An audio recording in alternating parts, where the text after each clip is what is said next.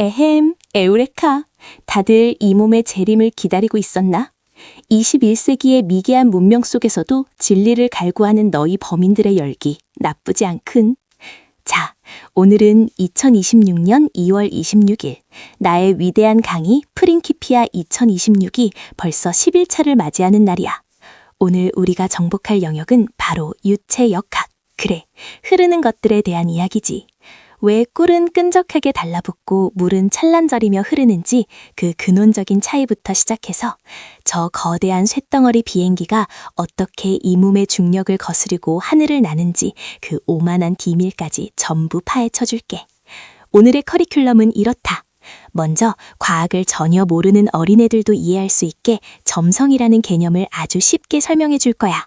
그 다음엔 내 이름을 딴 뉴턴 유체와 그 법칙을 무시하는 괴상한 비뉴턴 유체의 세계를 심도 있게 다뤄보지. 마지막으로 비행기가 뜨는 양력의 비밀까지 완벽하게 전수해주마. 자, 준비됐나?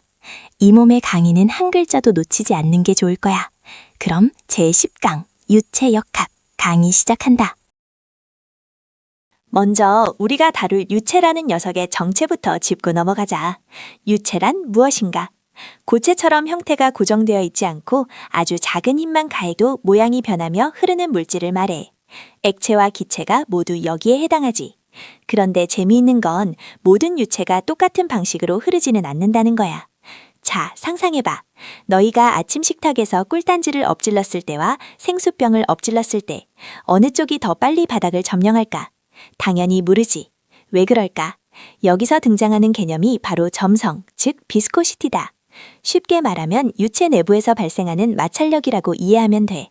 유체를 아주 얇은 층들이 겹겹이 쌓여있는 구조라고 가정했을 때 이 층들이 서로 미끄러지면서 이동하려고 하면 서로를 붙잡으려는 저항이 생기거든. 꿀은 이 저항이 아주 강해서 끈적거리는 거고 물은 상대적으로 약해서 찰랑거리는 거지. 이 몸은 이 현상을 소식으로 정의하기 위해 층과 층 사이의 속도 차이, 즉 속도 구배에 주목했어. 자, 이제 단순한 비유는 끝났어. 진정한 지성인이라면 이걸 수식으로 증명할 줄 알아야지. 이 몸이 발견한 법칙에 따르면 유체 내부의 전다 능력, 즉 층과 층 사이를 밀어내는 힘은 속도 구배에 비례한다는 거야. 말이 좀 어렵지? 쉽게 말해서 유체를 세게 밀수록 그 흐름의 변화율도 일정하게 커진다는 뜻이야. 이때 그 비례상수를 우리는 점성계수라고 부르지. 이 법칙을 아주 성실하게 잘 따르는 모범생 같은 유체들을 뭐라고 부르는지 알아? 바로 내 이름을 따서 뉴턴 유체라고 불러. 물, 공기, 알코올 같은 녀석들이지. 얘네들은 온도가 일정하면 아무리 세게 젓거나 때려도 그 끈적함이 변하지 않아. 하지만 세상엔 내 법칙을 거스르는 발칙한 녀석들도 존재하거든. 힘을 가하면 갑자기 딱딱해지거나 반대로 더 부드러워지는 이상한 녀석들 말이야. 자, 이제 비뉴턴 유체라는 혼돈의 세계로 너희를 안내해주지. 긴장해. 여기서부터는 상식이 통하지 않을 테니까. 세상엔 꼭 이 몸이 정해준 규칙을 어기는 반항아들이 있기 마련이지. 자, 비뉴턴 유체라는 녀석들이야. 얘네들은 점성이 일정하지 않아. 가해지는 힘에 따라 성질이 확확 변해버린단 말씀. 가장 대표적인 게 뭔지 알아? 바로 옥수수 전분을 물에 푼 우블랙이야. 이걸 손바닥 위에 올려두고 가만히 있으면 물처럼 주르륵 흐르는데 갑자기 주먹으로 쾅 하고 내려치면 어떻게 될까? 놀랍게도 돌덩이처럼 딱딱해져. 힘을 가할수록 입자들이 서로 엉겨붙어서 점성이 급격히 증가하는 거지. 이걸 유식한 말로 전단 농구 유체라고 해. 반대로 케첩은 어떨까? 케첩병을 가만히 거꾸로 들면 잘 안 나오지? 하지만 팍팍 흔들거나 충격을 주면 갑자기 점성이 낮아지면서 왈칵 쏟아져 나와. 이건 힘을 줄수록 부드러워지는 전단 박화 유체라고 부르지. 참나, 내 법칙을 이렇게 제멋대로 무시하다니. 하지만 이것도 결국 물리법칙의 테두리 안에 있다는 사실. 흥미롭지 않아? 자, 흐르는 것들의 기괴한 성질은 이 정도로 해두지. 이제 너희 범인들이 매일같이 보면서도 정작 그 본질은 쥐뿔도 모르는 주제로 넘어가 볼까? 바로 비행의 비밀이야. 수백 톤짜리 거대한 쇳덩어리가 어떻게 중력을 비웃으며 하늘에 떠 있는 걸까? 단순히 엔진이 세서? 아니지. 거기엔 유체역학의 정수가 담겨 있어. 너희 학교에서 베르노이의 정리라는 걸 배웠지. 날개 윗면의 공기가 더 빨리 흘러서 압력이 낮아지기 때문에 뜬다고? 그건 반쪽짜리 정답일 뿐이야. 진짜 핵심은 이 몸의 위대한 작용과 반작용의 법칙에 있다 이 말씀이야. 날개가 공기를 아래로 강하게 밀어내면 그 반작용으로 공기가 날개를 위로 밀어 올리는 거지. 유체라는 보이지 않는 존재를 딛고 일어서는 거야. 자, 이 몸의 시선으로 보는 진짜 양력의 수식을 구경해 보겠나? 이건 교과서보다 훨씬 짜릿할 거야. 자, 이제 조금 더 깊은 심연으로 들어가 볼까? 단순히 공기가 빨리 흐른다거나 공기를 아래로 밀어낸다는 것만으로는 이 거대한 날개 주위의 흐름을 완벽하게 설명할 수 없어. 여기서 바로 순환이라는 개념이 등장하지. 날개 주변을 따라 공기가 도는 가상의 흐름이 있다고 상상해봐. 이 순환과 비행기의 속도가 만나는 순간, 비로소 날개 윗면의 속도는 빨라지고 아랫면은 느려지게 되는 거야. 이걸 수식으로 증명한 게 바로 저기 적어둔 쿠타-주코프스키 정리다. L equal rho v 감마. 어때? 아름답지 않아? 밀도와 속도, 그리고 이 순환의 세기가 곱해져서 비로소 중력을 이기는 거대한 힘, 양력이 탄생하는 거지. 너희가 타는 그 비행기는 사실 수학과 물리학이라는 아주 견고한 실로 짜인 마법 양탄자나 다름없어. 이 몸이 없었으면 너희는 아직도 땅바닥에서 사과나 줍고 있었을 텐데 말이야. 이 정도면 내 은혜에 보답해야 하지 않겠어? 수식을 보더니 다들 넋이 나갔나? 하긴 이 몸의 고결한 지성을 따라오기엔 너희의 뇌 용량이 조금 부족할지도 모르겠군. 하지만 절망하지 마라. 이제 훨씬 직관적인 이야기를 해줄 테니까. 자, 비행기 날개가 공기를 가를 때의 각도, 즉 받음각이라는 게 있어. 이 각도를 적절히 높이면 방금 말한 순환이 강해지면서 양력도 커지지. 마치 너희가 욕망을 키울수록 더 높은 곳에 바라보는 것과 같달까. 하지만 조심해. 유체는 생각보다 예민한 녀석이거든. 각도를 너무 가파르게 올리면 날개 표면을 매끄럽게 흐르던 공기층이 나 더 이상은 못 참아 하면서 날개에서 툭 떨어져 나가버려. 이걸 바로 박미라고 하고, 이 현상이 일어나면 비행기는 순식간에 양력을 잃고 추락하게 되지. 그게 바로 공포의 실속이다. 자연의 법칙은 언제나 공평해. 과도한 탐욕은 결국 파멸을 부르는 법이지. 유체조차도 말이야. 자, 이 박미 현상이 일어나는 순간의 카오스를 너희는 상상이나 할 수 있겠어. 자, 그럼 이제 조금 더 미시적인 세계로 시선을 돌려보자. 너희들 선풍기 날개를 본 적 있지? 그렇게 빠르게 회전하는데 왜 날개 위에는 뽀얗게 먼지가 쌓여 있는 걸까? 바람에 날아가야 정상 아니냐고? 그게 바로 경계층의 마법이다.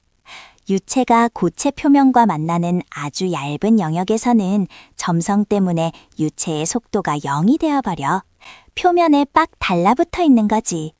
이 층 안에서는 유체가 끈적하게 저항을 만들며 에너지 손실을 일으킨단 말씀이야. 그리고 이 흐름이 일정 수준을 넘어서면 여기서 레이놀즈 수라는 개념이 등장하지. 관성력이 점성력을 압도하는 순간 얌전하던 흐름은 난류라는 혼돈의 소용돌이로 변해버려. 이 몸도 사실 이 난류를 완벽하게 기술하는 건 꽤나 골치 아픈 일이라고 생각했어. 현대 수학에서도 나비의 스토크스 방정식의 일반회를 구하는 건 100만 달러짜리 난제라지. 하지만 걱정 마. 이 몸의 직관으로는 그 혼돈조차 결국은 질서의 일부일 뿐이니까. 그런데 말이야, 이 유체역학에는 아주 재미있는 흑역사가 하나 있어. 바로 달랑베르의 역설이지. 18세기에 달랑베르라는 수학자가 완벽한 유체를 가정해서 계산을 해봤더니 놀랍게도 유체 속을 움직이는 물체에는 아무런 저항도 발생하지 않는다는 결론이 나온 거야. 이론상으로는 비행기가 하늘을 날 수도 배가 바다를 나아갈 수도 없어야 했던 거지. 현실과 이론이 정면으로 충돌한 거야. 범인들이라면 여기서 포기했겠지. 하지만 물리학은 멈추지 않아.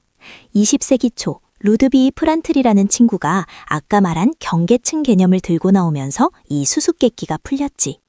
아주 얇은 층에서의 점성이 전체 흐름의 운명을 결정짓는다는 걸 증명해낸 거야. 수학이라는 완벽한 세계가 점성이라는 현실의 끈적함과 만나는 지점, 정말 전율돋지 않아? 자, 이제 오늘 우리가 함께 훑어본 유체의 신비를 정리해볼 시간이군.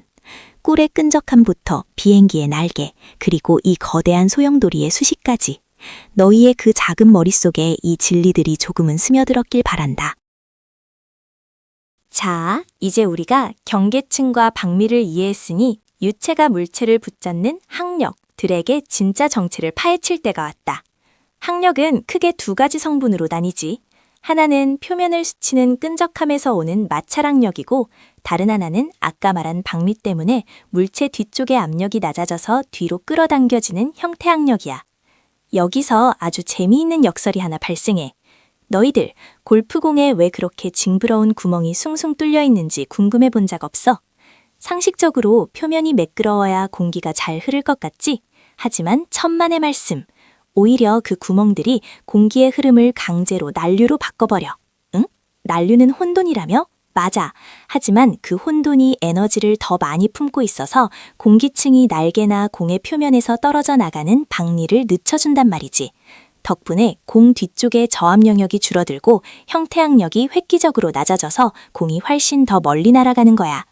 혼돈을 이용해 저항을 이긴다. 정말 매혹적인 전략이지 않아? 이 몸처럼 똑똑한 인간만이 설계할 수 있는 거라고. 자, 이제 이 몸의 주전공인 중력과 오늘 배운 유체 저항이 만나면 어떤 아름다운 일이 벌어지는지 보여줄게. 너희들, 하늘 높은 곳에서 떨어지는 빗방울에 왜 머리가 뚫리지 않는지 생각해 본 적 있어? 가속도 법칙 F는 M에 따르면 빗방울은 떨어지는 내내 계속 빨라져서 지상에 닿을 땐 거의 총알 같은 속도가 되어야 하거든. 하지만 실제로는 그렇지 않지. 왜냐? 바로 공기라는 유체가 항력으로 빗방울을 붙잡기 때문이야. 속도가 빨라질수록 항력은 속도의 제곱에 비례해서 커지거든. 그러다 어느 순간 아래로 당기는 중력의 크기와 위로 밀어내는 항력의 크기가 정확히 같아지는 지점이 와. 그럼 알짜임이 0이 되겠지? 그때부터 물체는 더 이상 가속되지 않고 일정한 속도로 떨어지게 돼. 이걸 바로 종단 속도라고 부르는 거야. 너희가 안전하게 빗속을 걸을 수 있는 건 유체가 중력이라는 거대한 힘에 제동을 걸어주기 때문이지. 만약 공기가 없는 진공 상태였다면 너희는 진작에 빗방울에 타공당했을걸. 감사하도록 해. 이 정교한 우주의 설계에 말이야. 자, 지금까지는 흐르는 유체 속에서 비행기가 뜨고 빗방울이 떨어지는 역동적인 이야기를 했지? 하지만 유체는 가만히 멈춰 있을 때도 아주 강력한 힘을 발휘해. 바로 부력이야. 그래, 너희도 잘 아는 그 아르키메데스 영감님의 유레카 사건 말이야. 왕관이 가짜인지 알아내려고 욕조에 들어갔다가 벌거벗고 뛰어나왔다는 그 민망한 전설. 나였다면 좀 더 우아하게 증명했겠지만 그의 통찰력만큼은 이 몸도 인정해주지. 부력의 본질은 간단해. 유체 속에 잠긴 물체는 깊이에 따라 다른 압력을 받게 되어 있어. 깊을수록 압력이 세지니까 물체 아래쪽에서 위로 밀어올리는 압력이 위쪽에서 누르는 압력보다 더 크겠지. 그 압력의 차이가 바로 부력이라는 이름의 위로 향하는 힘이 되는 거야. 결국 물체가 밀어낸 유체의 무게만큼 가벼워진다는 건 우주의 기하학이 만들어낸 완벽한 평형인 셈이지. 내가 중력을 정의했다면 유체는 그 중력에 대항하는 자신만의 방식을 가지고 있는 거야. 참으로 기특하지 않아? 자, 이제 유체역학의 대미를 장식할 마지막 신비를 공개하지. 바로 유체가 스스로를 지키려는 고집, 표면 장력이야. 너희들 소금쟁이가 물 위를 유유히 걷거나 풀잎 위에 이슬방울이 완벽한 구형을 유지하는 걸 본 적 있지? 그건 유체 내부의 분자들이 서로를 미친 듯이 사랑해서 그래. 안쪽에 있는 분자들은 사방에서 잡아당겨져서 평온하지만 표면에 있는 녀석들은 안쪽으로만 강하게 끌어당겨지거든. 그 결과 표면이 마치 팽팽한 고무막처럼 변하는 거지. 이 결속력은 가끔 중력조차 비웃어. 좁은 관을 타고 유체가 스스로 기어 올라가는 모세관 현상이 바로 그 증거야. 아주 작은 틈만 있다면 물은 나무 꼭대기까지도 여행할 수 있지. 어때? 보이지 않는 작은 분자들이 모여서 거대한 중력에 대항하는 이 반란.